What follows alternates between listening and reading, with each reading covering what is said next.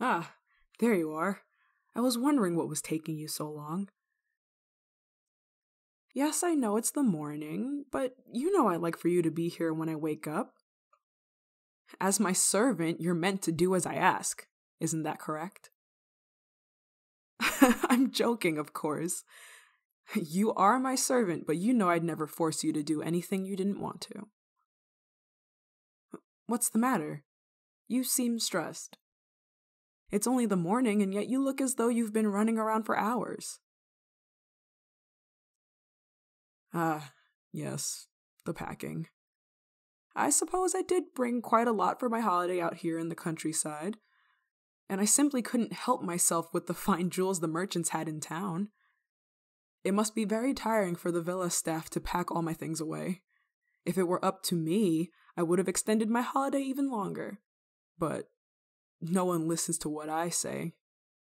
Not when my father demands that I return to the kingdom so soon. He says that it's because the seasons are changing and that the king should have his child by his side in the colder months. But I know the real reason is because he wants to marry me off to some noble in some other kingdom. He never asks for me unless it's for profit. No, you don't have to get back to packing. The others can handle it just fine. My father can wait in that castle all by himself. I'll start my journey back when I'm good and ready. Why don't you stay here with me for a little while? There's no need to rush. Anyway, I need your help. To pack my evening wear. Yes, that's it. They're all very heavy, and I don't think I could carry them by myself. Thank you. It's truly a shame that I have to leave, but I suppose my holiday had to end eventually. I did quite enjoy my time here in the countryside. The scenery is absolutely beautiful out here. Nothing like what we have back home. And I particularly enjoyed my time with you most of all. It's not every day that I meet a servant who's close to my age, let alone someone as fun as you. Usually I'm stuck with a dusty staff filled with old men who want to tell me how to act, and old women who are simply jealous of my youth. Spending this holiday with you was refreshing, to say the least. I could truly be myself around you. I didn't have to be all prim and proper when we were alone. Yes, that is why I wanted you alone. I wanted you all to myself. Good-looking, entertaining, and smart, I see.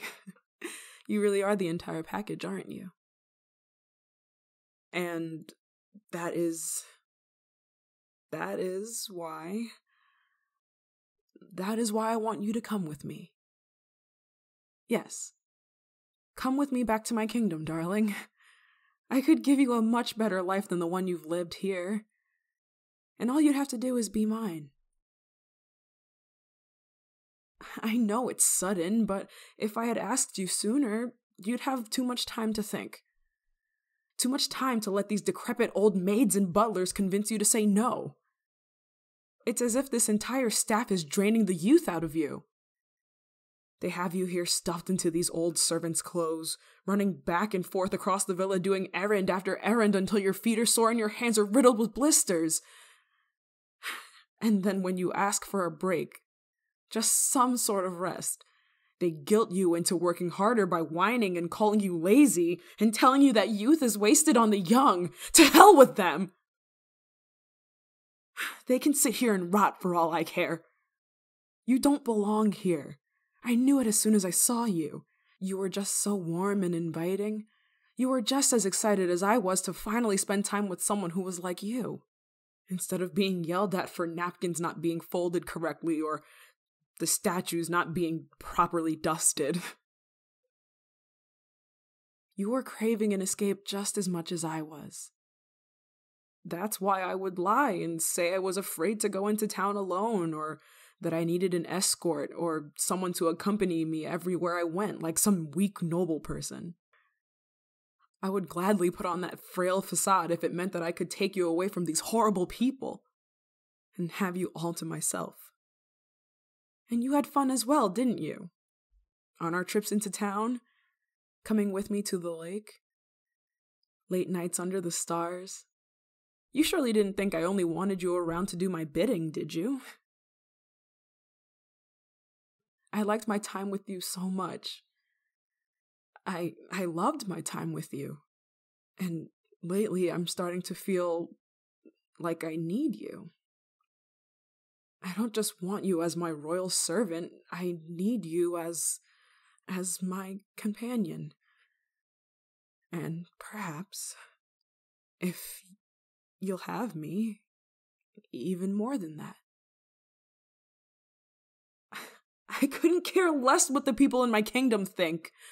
And my father's approval means nothing when it comes to matters of my heart. What does it matter that you're a servant? And might I add, you are far from worthless. I've never met someone like you. Someone who has seen past these royal fabrics and the pomp and circumstance right down to my true self. I refuse to let you go simply because of your status or the land that you come from, and if any nobleman or woman has something to say on the matter, they can take it up with the underside of my shoe. I won't let you sit here in this place wasting your life being scolded by people who would replace you as soon as you dropped dead. You don't deserve to be trapped in this prison, no matter how beautiful it may look. And I'm here now, so I'm going to set you free. You don't have to worry about our future. You won't have to worry about anything ever again. You'll be mine, and that's all that will matter. Now, will you come with me? I told you before, you're my servant, but I will not order you to come. I won't make you do something that you don't want. What's that?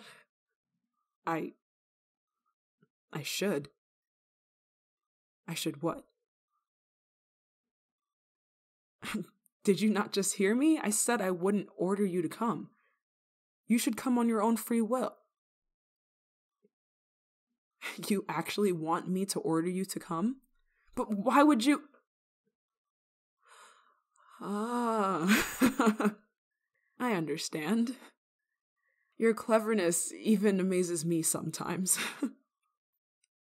The old hags that run this place would never be able to refuse your request to leave if it's because a noble ordered you to come. Well, if that's what I have to do to make this work, then I suppose we should make it official, shouldn't we?